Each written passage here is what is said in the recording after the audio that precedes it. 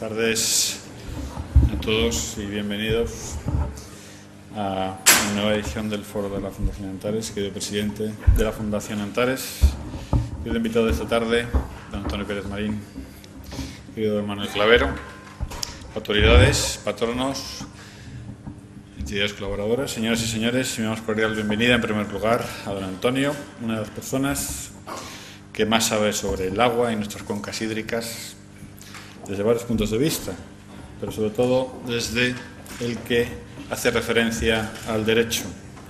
No en vano lleva toda la vida dedicada al estudio, la enseñanza y la práctica del derecho.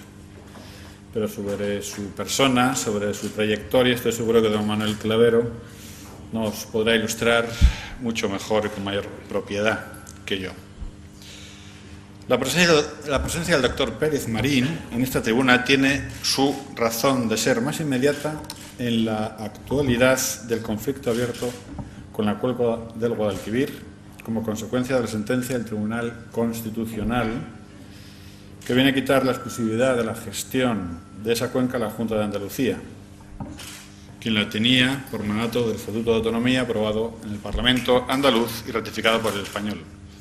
Esto lo explicará mucho mejor él de lo que lo he explicado yo y ya verán cómo es muy gratificante y muy clarificador.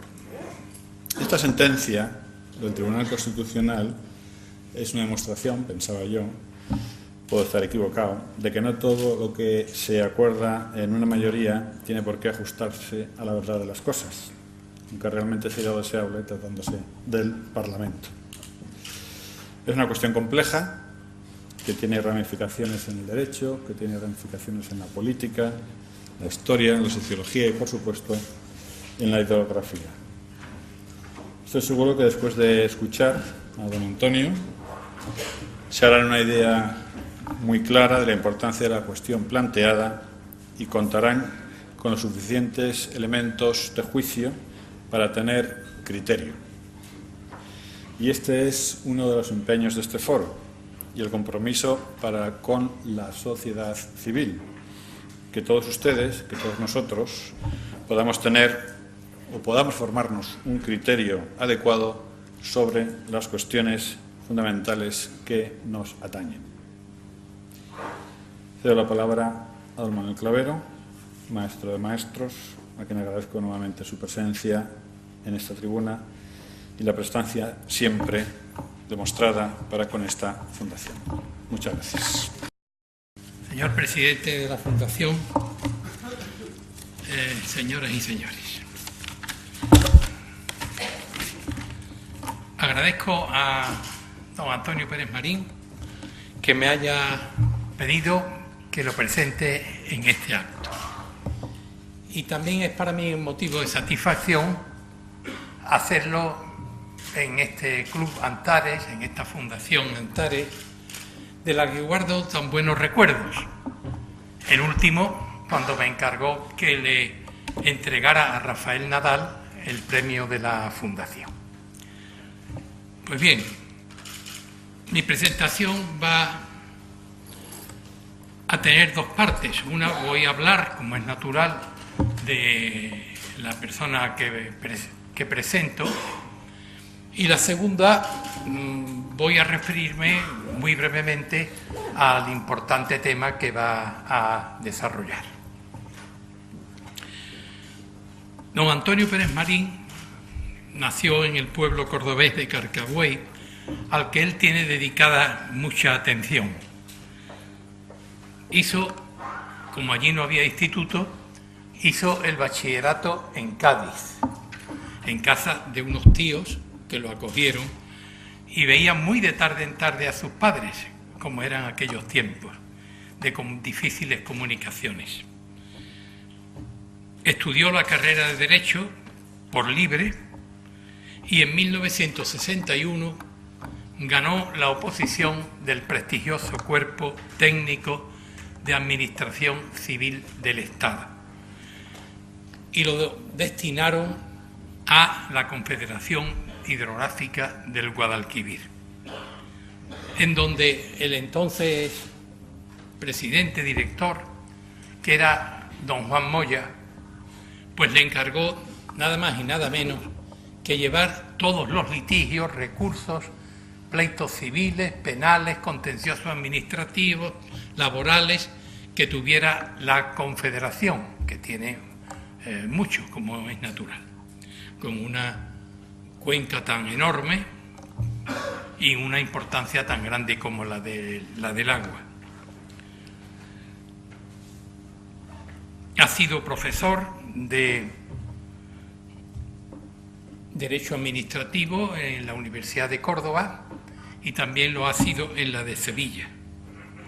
Doctor en Derecho, académico de la Real Academia Sevillana de Legislación y Jurisprudencia, tiene muy importantes publicaciones. Yo recuerdo que una de ellas, muy relacionada con el agua, que es una de sus especialidades, fue la del precio del agua. Y si mal no recuerdo, fue presentada en el Colegio de Ingenieros de Caminos, Canales y Puertos. ¿No es cierto, Antonio? Tiene sobre esta misma materia, pues, tiene en preparación comentarios a la Ley de Aguas del Guadalquivir, que creo que pronto verá la luz.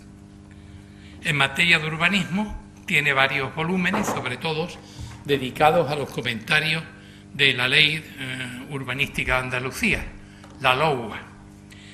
Y en materia de expropiación, que es otra de sus especialidades, recuerdo sobre todo el discurso que pronunció en la Real Academia de Legislación y Jurisprudencia cuando fue incorporado como miembro de la misma, que fue precisamente la pérdida progresiva de las garantías de los expropiados en la expropiación forzosa. Y dicho esto, pues voy a referirme muy brevemente a lo que él nos va a hablar hoy, que es nada menos que el Guadalquivir, Andalucía y el Tribunal Constitucional. Sabido es que la reciente sentencia del Tribunal Constitucional de 16 de marzo de 2011, tan reciente que hace un mes, pues ha declarado nulo el artículo 51 del Estatuto de Autonomía de Andalucía, que prácticamente otorgaba las competencias exclusivas del Guadalquivir a la Junta de Andalucía. Que esto era difícil de mantener ante el Tribunal Constitucional, fue objeto de recurso por la Junta de Extremadura, que ganó el recurso y el Tribunal Constitucional declaró inconstitucional y nulo. Lo de nulo tiene su importancia en cuanto a los efectos retroactivos, el artículo 51. Es una sentencia declarativa, es decir, no condena, no establece obligaciones de realizar, sino simplemente declara inconstitucional y nulo el artículo 51. Pero esta sentencia, que a pesar de no ser de condena, es una sentencia que hay que cumplir y va a ser muy difícil de cumplir, porque prácticamente 1000 funcionarios de la Confederación pues han pasado a la Agencia del Agua, que es una agencia de la Junta de Andalucía. Se ha creado, como digo, la Agencia del Agua, a la que han pasado estas competencias, que ha otorgado concesiones, que ha impuesto sanciones y que el problema de la nulidad va a plantear precisamente el posible efecto retroactivo sobre los actos dictados. Y esa dificultad de la ejecución ha llevado al Gobierno a dictar una encomienda de gestión temporal, manteniendo las cosas como están, a la Junta de Andalucía.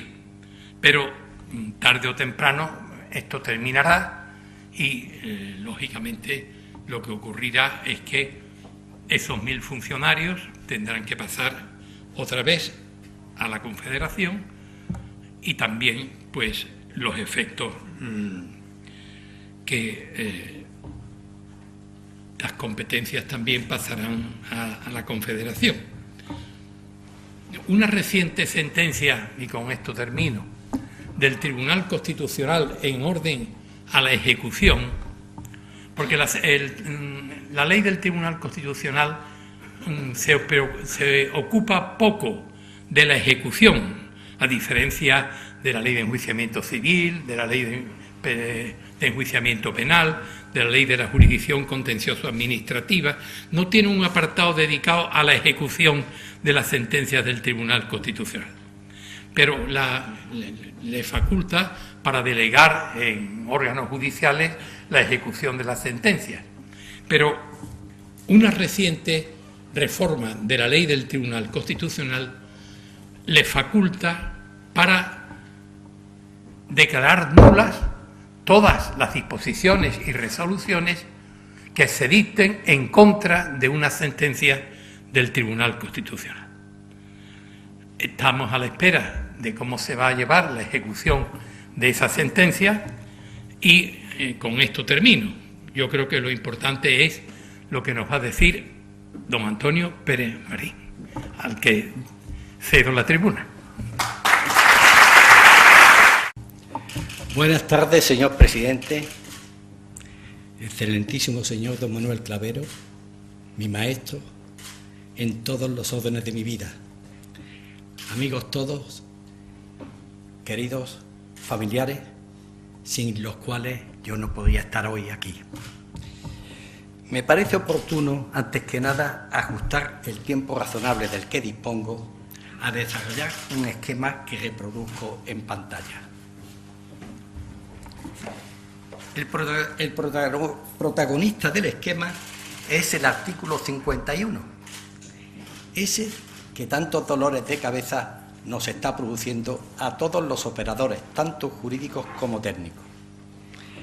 Pero antes de iniciar mi exposición, quiero dejar claro que se centra sobre todo en llamar la atención sobre la trascendencia política, social, económica y jurídica de la sentencia del Tribunal Constitucional 30/2011 de 16 de marzo. ¿Por qué? Se trata de una sentencia que rectifica una ley orgánica que viene precedida prácticamente de la unanimidad de todos los grupos políticos. Digo prácticamente la unanimidad, y además de un gran consenso en el Congreso de la Nación. Y para mayor abundamiento fue refrendada por el pueblo andaluz. Pero aquí viene ya mi primera observación. Refrendada por el pueblo andaluz, desde el punto de vista formal, indiscutiblemente. Desde el punto de vista sociológico, ¿lo fue refrendada? Yo adelanto que no. Para lo cual me baso en estas informaciones que ofrezco en pantalla. Y además me remito sobre todo a los datos de la abstención y de la participación. En relación, poniendo como referencia abstención y participación en la Constitución y después en los estatutos catalán y andaluz. No cito los datos estadísticos de los estatutos también reformados valenciano y castellano-manchego, porque como todos ustedes saben, no fueron objeto de referéndum. Y si observan, en los tres estatutos catalanes, observan los datos de participación y de abstención, han ido con una pequeña diferencia. Primero, el del año 31, evidentemente la participación es del 75,49%, si no leo mal desde aquí, y la abstención del 24,51%. Si pasamos al del año 81 ya se nota un descenso significativo y desde luego mucho más significativo en el reciente referéndum del año 2006. Si analizamos los datos estadísticos de los dos referéndums correspondientes a los estatutos andaluces, vemos que la participación y la abstención son aceptables, pudiéramos decir, en cuanto al referéndum del año 1981 y desde luego el refrendo del año 2007 deja bastante que desear a mi juicio, tanto de la participación como sobre todo de la abstención. Con estos datos en los que me baso, creo que el partido que ha ganado, sociológicamente hablando, es el de la abstención. Por último, quiero hacer también otra precisión. Yo hablo aquí, en esta prestigiosísima tribuna, únicamente representándome a mí mismo, a título exclusivamente personal.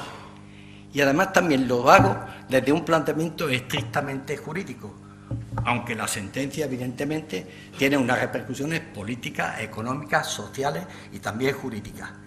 Os habla un jurista que si tiene algunos méritos son 47 años mínimos de trabajo profesional cultivando el derecho como funcionario, como profesor universitario y como abogado en ejercicio. Veo aquí muchos ingenieros de caminos y quiero hacer un canto a la profesión de la ingeniería. Yo he pasado en las casas de administración de los embalses que salpican la cuenca de Guadalquivir experiencias imborrables. Lo he pasado realmente mal y bien. Mal cuando se nos venía la riada encima y creíamos que Puente Genil se lo llevaba el río Genil. Bien cuando se controlaba con aquellos medios tan primitivos que teníamos en aquella época. Y además el Guadalquivir no estaba domesticado como ahora. Pero ¿qué pasa? Que no solamente era esa experiencia, es que el derecho, si se pisa en los charcos, si se vive de verdad, la formación empírica enriquece a la investigación y al trabajo burocrático y de gabinete. Yo he tenido la fortuna, vuelvo a insistir, de enriquecerme y vivir mi propia experiencia, viviendo el derecho, pero viviéndolo en la práctica, sufriendo y gozando. Pero también le he dedicado muchas horas de estudio previas a las conferencias, previas al caso concreto, a la demanda, previas a la elaboración de un libro, previa a una preparación de una clase. Todo eso conforman una formación que me permiten ir, oye, comparecer hasta ante este exquisito auditorio con pudor y con temor, puesto que yo estoy acostumbrado a informar con mi toga puesta, pero no es un atril. Y eso, quieran que no, impone un poco de, a mí por lo menos, de repelús. Ahora bien, un jurista que piensa que el derecho sin adjetivos es ante todo un producto social, que se deduce la inevitabilidad del derecho, la omnipresencia del derecho, tiene que llegar inevitablemente a la conclusión ante el problema tan tremendo que tenemos, que es tiempo de abogados. Y no solo porque seamos muchos, que lo somos, y porque nuestro oficio tenga una reconocida significación en muchos casos, que también, como en otros no tanta, por supuesto. Pero la realidad social de nuestro tiempo está fuertemente señalada por la exigencia no pocas veces frustrada del imperio de la ley. Forma moderna de rotular y ordenar la permanente y universal aspiración de justicia del ser humano. Tengo que resaltar el papel de los abogados. ¿Por qué? Porque los abogados estamos llamados a contribuir a tratar de sacar del lío monumental que representa la sentencia del Tribunal Constitucional. Ojo, no lo ha organizado el Tribunal Constitucional, lo hemos organizado entre todos con una política de hechos consumados y, en primer lugar, los responsables políticos de la gestión hídrica de nuestra Andalucía. Por lo menos esta es mi opinión.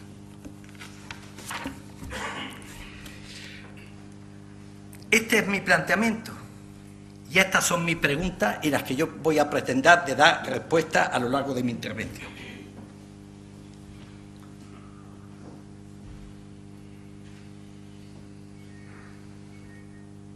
¿Qué ha dicho el Tribunal Constitucional? En pantalla lo pondrá Elena. El fallo de la sentencia. Yo me permito llamar la atención que revoca y anula el artículo 51. Los restantes no, por eso lo estima parcialmente.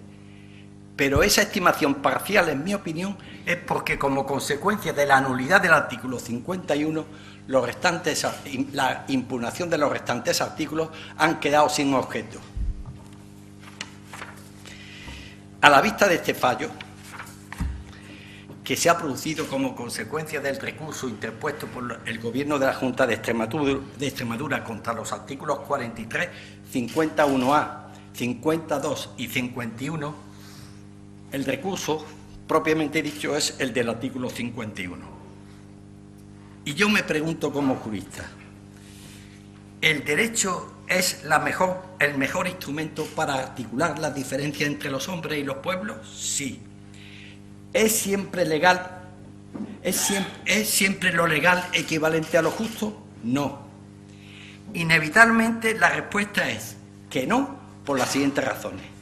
Porque si no somos capaces de ir acercando la ley a la justicia, evidentemente no funcionamos, no adelantamos, estaríamos como el gran maestro don Manuel Jiménez de Parga, recientemente con motivo del bicentenario, de la conmemoración del bicentenario de la Constitución de 1812, me van a permitir que lo lea literalmente, decía así: si se hubiese aceptado que una ley, además de cumplirse mientras esté vigente, no es susceptible de modificaciones, seguiríamos rodeados de esclavos y de criados carentes de derechos. No nos tenemos que alarmar. Simplemente se ha anulado un artículo que, en mi opinión, estaba cantado que se anularía. Desde otra perspectiva, esta mucho más real, más auténtica, más natural, estamos asistiendo a catástrofes naturales terribles que ponen en cuestión verdades cuasi eternas. Nos está pasando, a mí al menos, como al protagonista de Ubik, la mejor novela de Philip K. Dick, el cual la realidad se le ve disolviendo bajo los pies, la ciudad desapareciendo bloque a bloque, amenazando con dejarle en suspenso al borde del vacío. Es hora de abogados, de juristas con mayúsculas, vuelvo a repetir, que contribuyan a acercar lo más posible la ley a la justicia.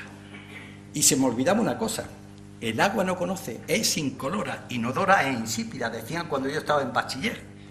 Pero es que además el agua no conoce, afortunadamente, ideología, solamente conoce buena o mala gestión. ¿Cómo hemos llegado a esto? Esto me refiero al fallo del Tribunal Constitucional. Pues en las transparencias que figuran en pantalla aparecen, primero, una administración hídrica, tanto estatal, autonómica y local, que supone una verdadera maraña de órganos con centros de poder, algunos colaborando de mala manera con otros, en fin, un lío, en definitiva, para el usuario. Y además, esta administración hídrica tiene ni más ni menos que la enorme responsabilidad de gestionar los recursos hídricos, tanto superficiales como subterráneos. También figuran en pantalla distribuidos por volúmenes y en función de los usos, tanto los riegos, abastecimientos y otros. Los aprovechamientos o recursos hídricos o subterráneos lo he dividido en dos grupos, como es tradición desde que yo estaba en la Confederación: los catálogos de aguas privadas y los registros de aguas públicas. Evidentemente, las cifras finales que figuran en estos cuadros no son ni mucho menos todo el balance hídrico de la cuenca, puesto que hasta que se recuperen y se regulen y se incorporen a los registros todos los recursos hídricos, tanto superficiales como subterráneos, no obstante los últimos avances que se han producido, pues queda todavía mucho camino. Con la palabra esto he tratado de expresar una situación absolutamente impensable hace alguna década. Por supuesto, imposible antes del año 1985. ¿Y qué es lo que nos ha llevado a esta situación? Pues la nueva política hidráulica, así fue calificada en el discurso de investidura del candidato a la presidencia del Gobierno en la 8ª legislatura del señor Rodríguez Zapatero. Allí anunció en el pleno del 15 de abril, ante el Congreso de los Diputados como candidato, y dijo así: quiero anunciar una nueva política del agua. Lo he tomado del Diario de Sesiones.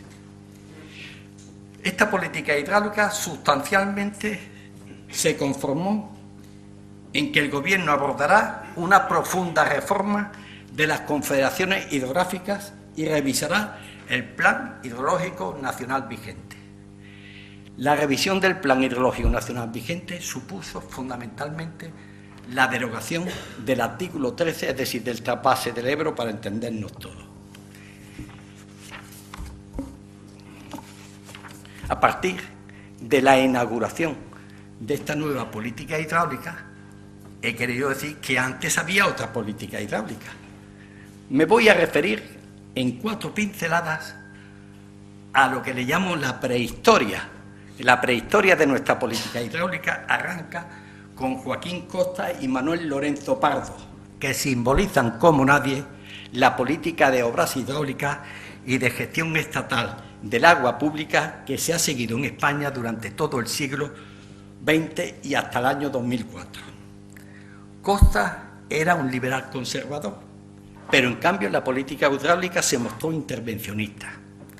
El ingeniero Manuel Lorenzo Pardo era, como Costa, liberal conservador, pero también en política hidráulica se mostró intervencionista y aportó que para la funcionalidad de las confederaciones hidrográficas había que incorporar a su gestión a los usuarios. Manuel Lorenzo Pardo fue el primer presidente de la Confederación Hidrográfica del Ebro, la primera, en el año 1926, y escribió un libro maravilloso que tituló La conquista del Ebro. Para todos los que nos gusta la hidronomía, a mí me gusta emplear la expresión hidronomía, es una verdadera joya.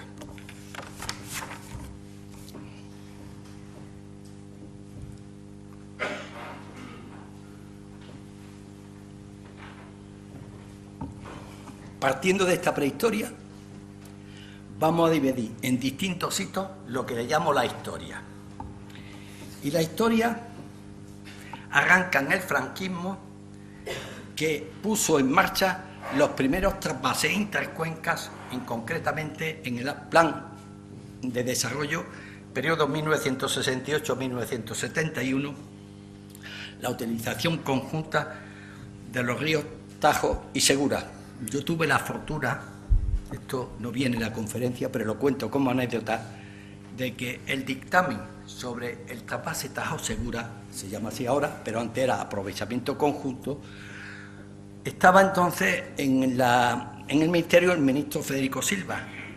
Mi maestro de la abogacía, perdón, don Manuel, también tengo otro maestro, don Juan Moya García, tenía la mala costumbre de entregarme los proyectos de decretos para que yo le diera mi opinión, porque él decía que el derecho hidráulico, lo mismo que el urbanismo, era el derecho de los bárbaros. Yo creo que algo de eso tenía razón. Y aquí me ven a mí, con muy pocos años, con la carga explosiva de un decreto, o un proyecto de decreto, del trasvase Tajo-Segura, para darle la opinión al entonces delegado del Gobierno de la Confederación. Por eso es por lo que realmente el agua lo he vivido desde hace muchos años, en todas las facetas. Lo cuento esto como anécdota y al margen de la conferencia. Disculpen si me extiendo un poquito más, pero es que a lo mejor les puede interesar. Este fue, como digo, el primer trasvase, que se actualizó en una ley del año 1980 y esa misma ley se volvió a actualizar en el año 1987. El primer intento de trasvase del Ebro arranca del año 1973 y se debió, como no puede ser de otra manera, a los esfuerzos del entonces Ministerio de Obras Públicas. Se trataba de intentar llevar 1.440 hectómetros cúbicos a Barcelona y su área de influencia. Tuvo, como no podía ser de otra manera, sus detractores, y desde la perspectiva jurídica, los grandes maestros de la época, los hermanos Martín Retortillo, el profesor Bermejo Vera y don Luis Martín Retortillo, también profesor de Derecho Administrativo, escribieron un libro magnífico que titularon Aspectos jurídicos del trasvase del Ebro, donde le pusieron determinadas pegas de tipo jurídico, pero en ningún caso cuestionaron la técnica de los traspases, ni mucho menos. En cambio, mi maestro aquí presente, el profesor Clavero, en la Casa Administración del Pantano de Santillana, y cito la Casa de Administración del Pantano de Santillana, yo no lo sabía, me lo ha dicho él, y me facilitó incluso los proyectos, los anteproyectos, elaboró hasta 3 anteproyectos.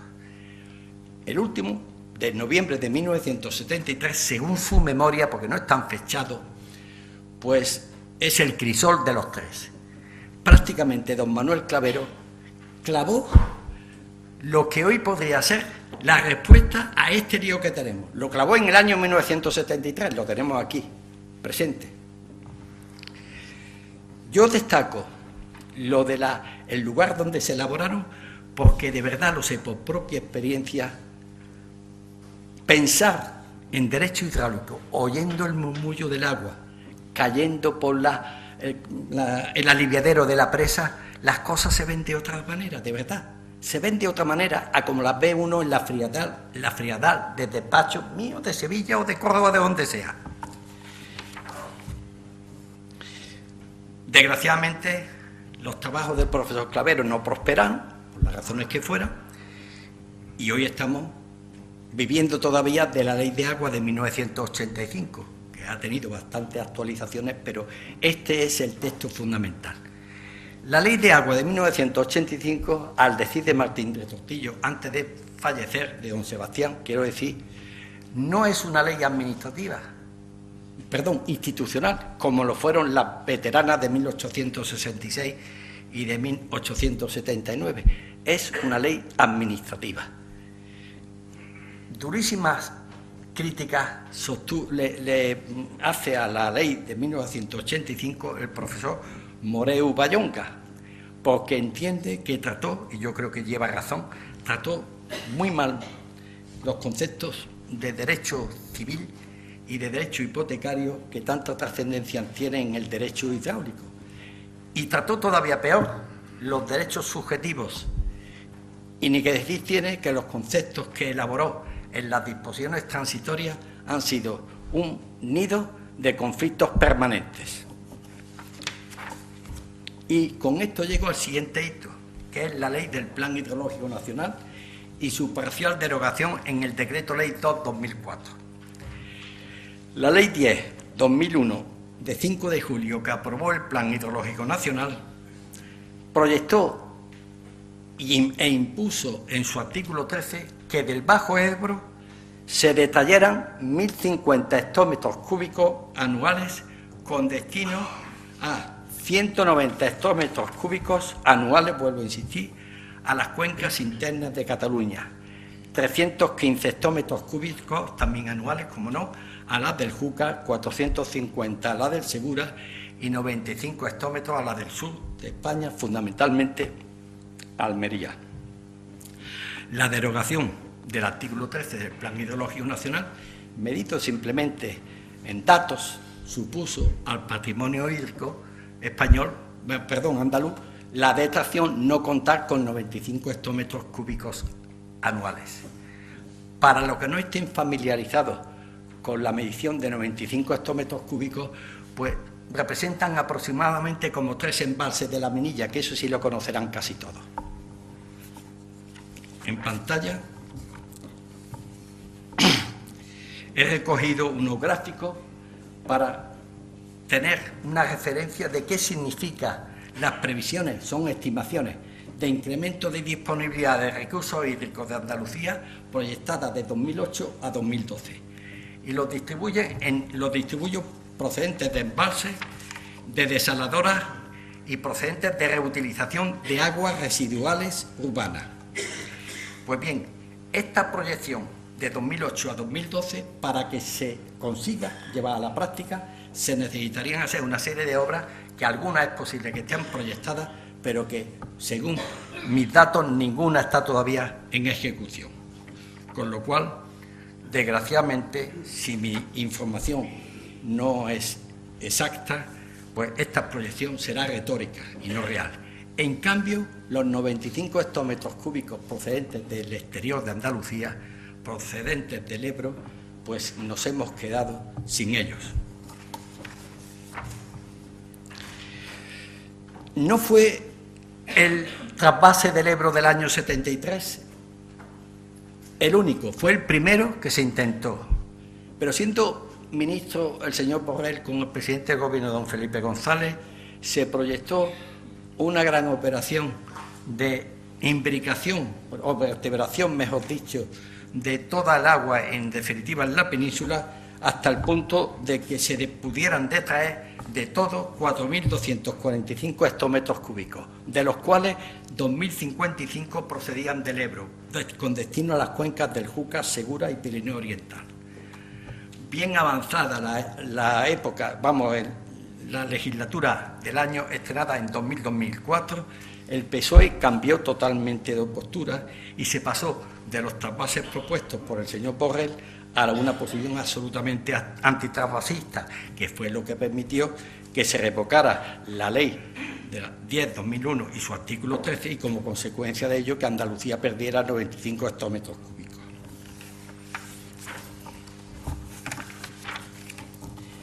Ya el resto del poco de historia es un intento de reforma del texto respondido de la Ley de Agua en marzo de 2007, que fundamentalmente consistía en la descafeinización, prácticamente la reforma aquella sustancial de que se hablaba de las confederaciones. Afortunadamente no progresó y solamente se incorporaron esencialmente un órgano que se llama Comité de Autoridades Competentes para que tuviera algo que ver en relación a las aguas del litoral, costera y de transición. Y llego con ello al trasvase último, el último intento de trasvase del Ebro.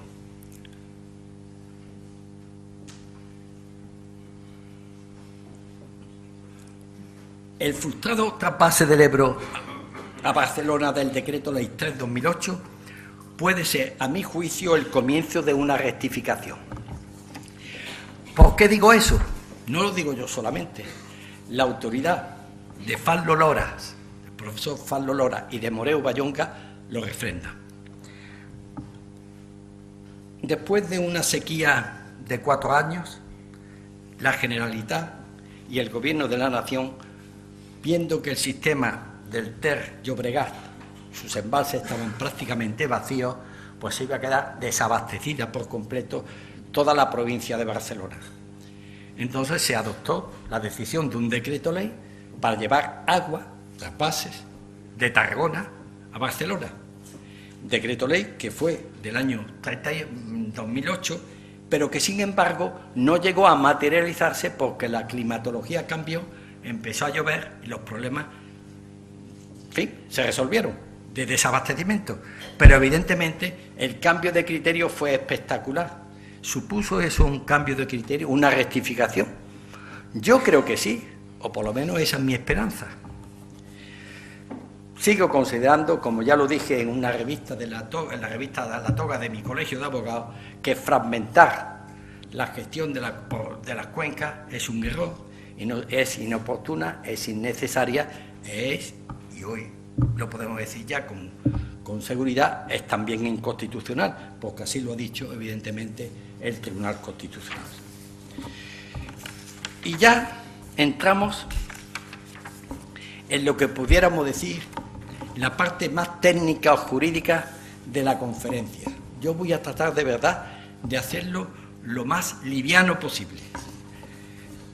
Si me paso un poquito de tiempo, espero que don Fernando no me llame la atención y el presidente tampoco. ¿Me dan ustedes un margen? La dan, ¿no? La sentencia 247/2007 de 12 de diciembre, la sentencia 31/2010 de 28 de junio, son el pórtico de lo que después vendría en la sentencia 30/2011 de 16 de marzo y en la sentencia 32/2011 de 17 de marzo. ¿Por qué digo que son el pórtico? Pues porque, en definitiva, antepusieron lo que vendría después. En una intervención no tan solemne como esta, que tuve yo aquí en Antares, ya me atreví incluso a decir que lo más probable, si se mantenían los criterios, era que, en fin, que tuviéramos lo que hemos tenido. La sentencia del Tribunal Constitucional 247/2007 enjuició el recurso interpuesto por el Gobierno de Aragón contra el artículo 20 del Estatuto de Valencia, que no tiene nada que ver con lo que el régimen hidráulico establecido en nuestro artículo 51 y en el 117 del Estatuto. El 117 del Estatuto catalán. Y digo que no tiene nada que ver porque lo único que ofrecía ese artículo era la garantía del derecho a agua de abastecimiento, creo recordar, para abastecimiento y usos industriales de calidad de todos los valencianos y valencianas. Pero le permitió al Tribunal Constitucional la interposición de ese recurso, hacer unas declaraciones, a mi entender, muy trascendentes y muy importantes de cara a la legitimación para recurrir primero a comunidades autónomas contra estatutos de otras comunidades autónomas, situar en el sistema de fuentes los estatutos y ver hasta qué punto se llegaba el estatuyente en el ejercicio de sus funciones en relación a la Constitución española. Puso los cimientos, lo que sería el pórtico de después la sentencia del Tribunal Constitucional 31/2010 del Estatuto de Cataluña, que tantos quebraderas de cabeza nos ha dado a los que nos dedicamos al derecho. Y ya entro en la sentencia 31/2010. Prácticamente, como digo, en cuanto al sistema de fuentes y en cuanto a la justificación de la legitimación, es repetir lo que ya dijo la sentencia 247/2007 del Estatuto Valenciano, y yo me remito a los que puedan estar más interesados en la fundamentación, en el fundamento jurídico, creo recordar 5 y fundamento jurídico 6. Pero lo que nos interesa a nosotros, que es el agua y es el dominio público hidráulico, se enjuició en el artículo 117 del Estatuto catalán. El Estatuto catalán, a pesar de todo, no fue tan lejos como el Estatuto andaluz. No estableció competencias exclusivas, ni mucho menos reguló cuencas intercomunitarias, sino que se limitó exclusivamente a las cuencas intracomunitarias, si bien estableció unos informes que querían que fuese vinculante para las obras de interés general de los tramos que corrieran por el ámbito territorial de Cataluña. La sentencia oculta del Estatuto catalán está, en mi opinión, en los fundamentos jurídicos 59 y 64, si mi memoria no me falla. Pero lo que a nosotros nos interesa es decir lo siguiente, que la sentencia del Estatuto catalán estableció unos criterios clarísimos y que yo los resumo en los siguientes principios. Primero, la función rigurosamente jurídica del Tribunal Constitucional. Segundo, la técnica de la sentencia interpretativa y sus límites. Todos sabemos que ya incluso que está en casi el lenguaje coloquial, no, esta es una sentencia de interpretación conforme. La sentencia del 31/2010 marca hasta dónde se pueden llegar, ya lo había dicho muchas veces el Tribunal Constitucional, pero en este caso marca unos límites, en mi opinión, clarísimos. Y después, que los estatutos de autonomía no pueden deconstruir las competencias del Estado consagradas en la Constitución. La clave, vuelvo a insistir, de la justificación de esa interpretación conforme del artículo 117 está en los artículos 59 y 64. Detenerme en la sentencia 32/2011 es casi perder el tiempo. ¿Por qué? Porque en definitiva la sentencia 32/2011 vino al día siguiente de la sentencia del Estatuto de Andalucía y, en fin, y es un poco repetir lo mismo. Simplemente para que saquemos una idea lo más clara posible, la justificación, las partes fueron las mismas prácticamente. El Gobierno de Extremadura recurrió por los mismos fundamentos. Las Cortes castellano-leonesas, sí, digo bien, y el Gobierno de Castilla y León justificaron prácticamente lo mismo que lo hizo, quizás no con carácter, con menos visceralidad y menos pasión que lo hizo, como después veremos, el Gobierno y el Parlamento de Andalucía. El artículo impugnado fue el 75.1 en el Estatuto de Castellano-Leonés y el 51, sobre todo, en el Estatuto Andaluz.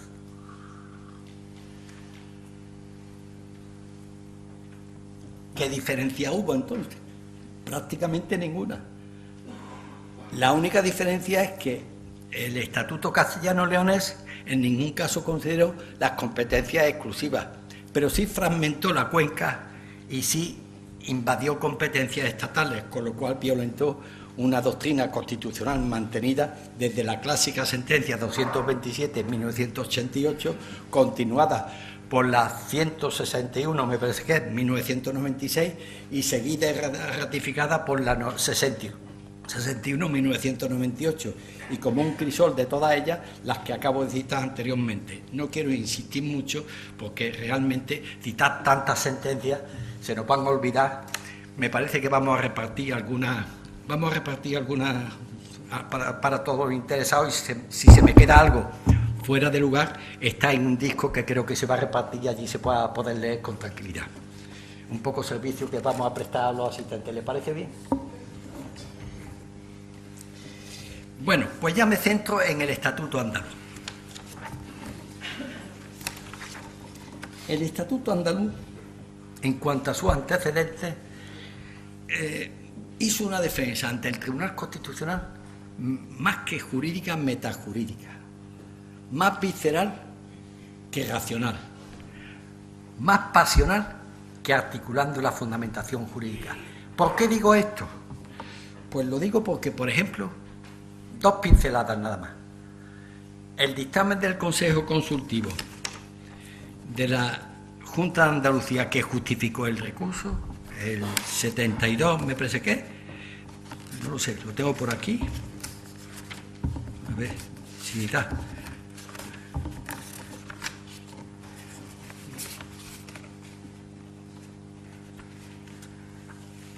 Sí, el 72 del año 2007, pues llegó a cuestionar incluso que el artículo 149, 22.1, pues establece una regulación absolutamente irracional, pues de la distribución competencial.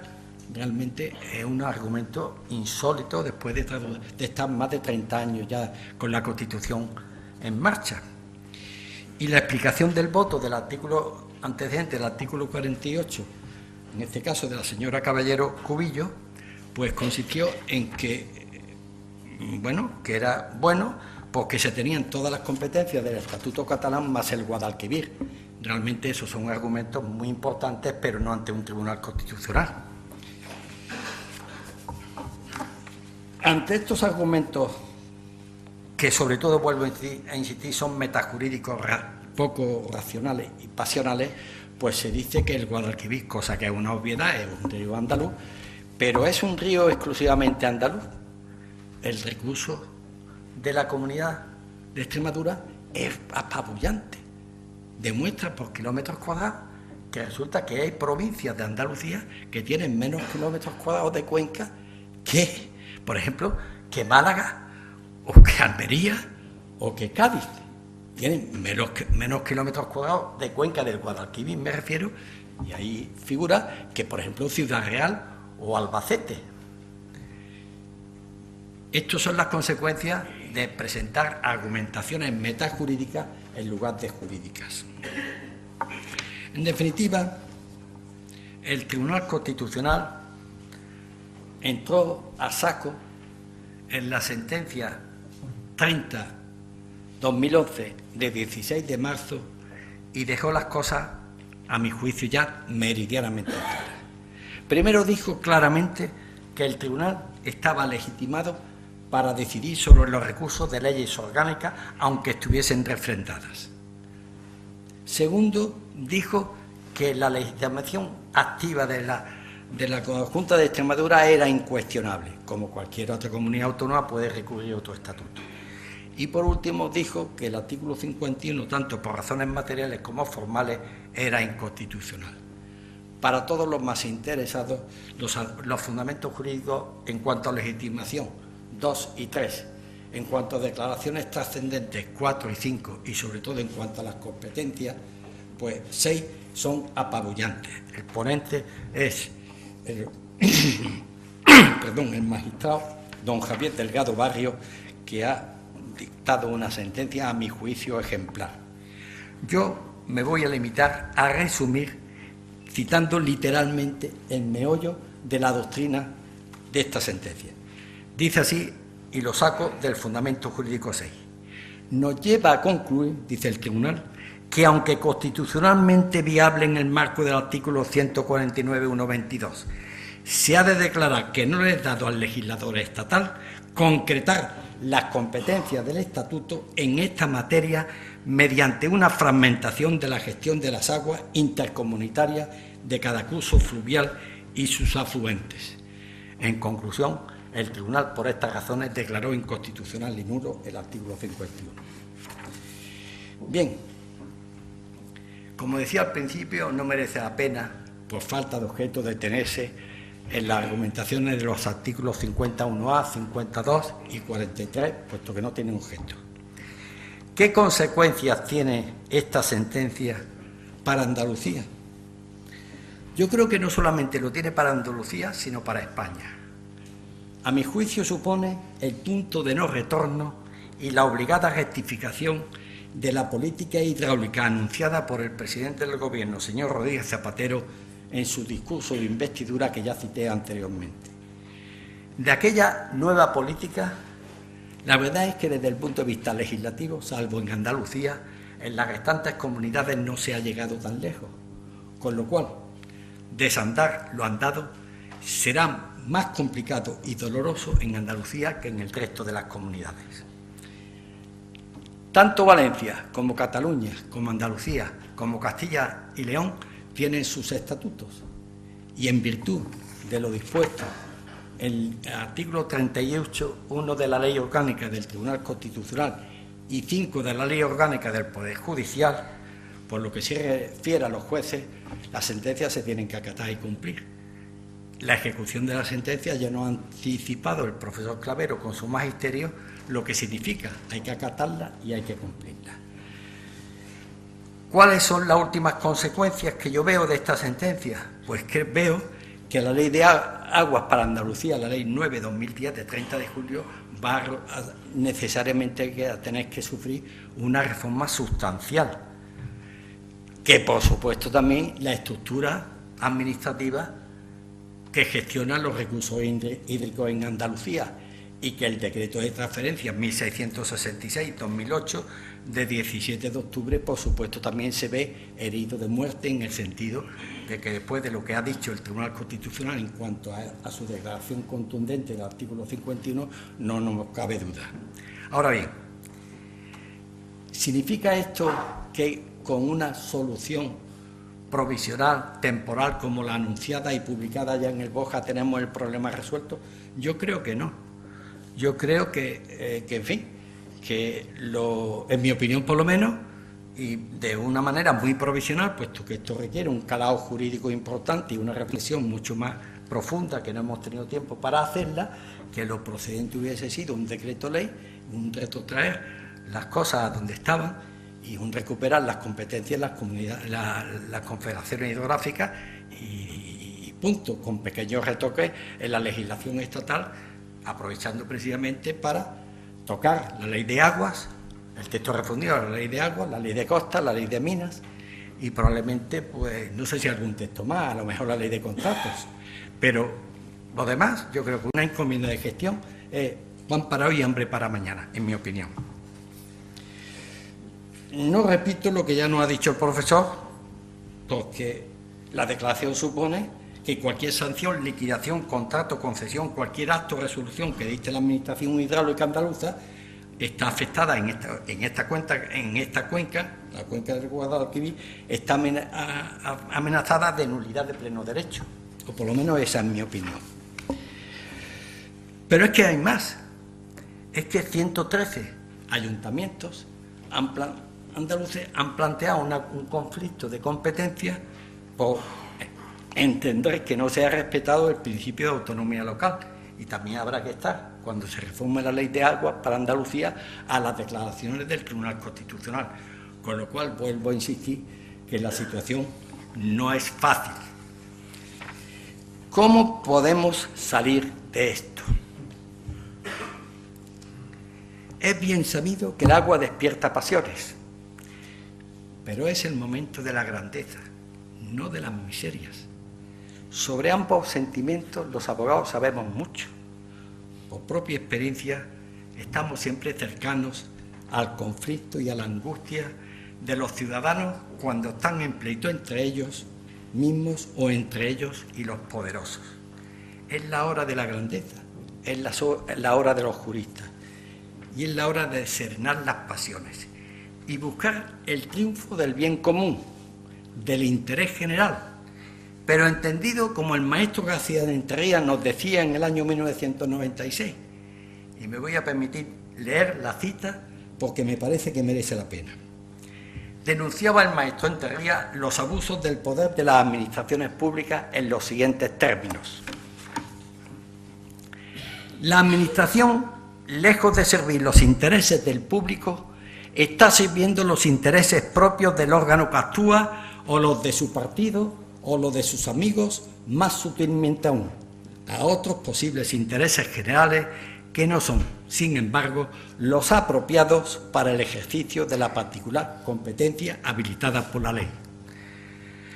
La búsqueda del interés general es el camino y es el que ha justificado la decisión del Tribunal Constitucional. Y además esto no es de ahora, es de siempre. Simplemente vamos a recurrir a los clásicos.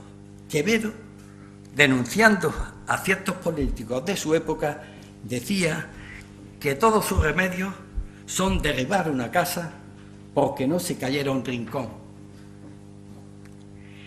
Y si nos hacemos una pequeña excursión por el derecho comparado, hay que buscar referentes suprarlegales que pongan límites al poder de legislar. Ya lo detectó Coque en el año 1610, cuando afirmó que cuando una ley del Parlamento es contraria al derecho común y a la razón, incompatible con ellas o de imposible aplicación, la Law ejercerá su control y la juzgará nula. Pitt, por su parte, en 1766, sin medias tintas, sostuvo que hay muchas cosas que un Parlamento no puede hacer. En definitiva, ¿cómo podemos salir de esto? Desde la base de que nadie tiene derecho a elegir cuándo y por qué la ley no ha de ser cumplida o puede dejar de ser cumplida, corresponde al Gobierno central y al autonómico adoptar las medidas para que dentro de las pautas declaradas por la sentencia del Tribunal Constitucional, la gestión del agua en Andalucía y en España vuelva a los principios reiterados y su gestión sea, cualquiera que sea la administración competente, respetar la unidad de cuenca hidrográfica. Para ello pueden ayudar también las declaraciones del Tribunal Supremo en la sentencia de 20 de octubre de 2004 y de 21 de abril de 2010. Ahora bien, debo recordar que el Tribunal Constitucional ha dejado meridianamente claro, sin que se preste a distintas interpretaciones, que aunque el criterio hidrográfico no sea el único constitucionalmente viable, en el marco del artículo 149.1.22, sí ha de declararse que no le es dado al legislador estatal concretar las competencias del Estado en materia mediante una fragmentación de la gestión de las aguas intercomunitarias de cada curso fluvial y sus afluentes. Por último, en mi opinión, modesta pero la mía, no parece lógico que unos organismos tan contrastados, con una experiencia centenaria como las confederaciones, encomienden la gestión del agua a las agencias de reciente creación. Mi posición. Como resumen de mi pensamiento, entiendo que la gobernanza del agua en España y por tanto en Andalucía no es posible con fronteras interiores y que el instrumento organizativo más eficaz para garantizar una buena gestión es la Confederación Hidrográfica.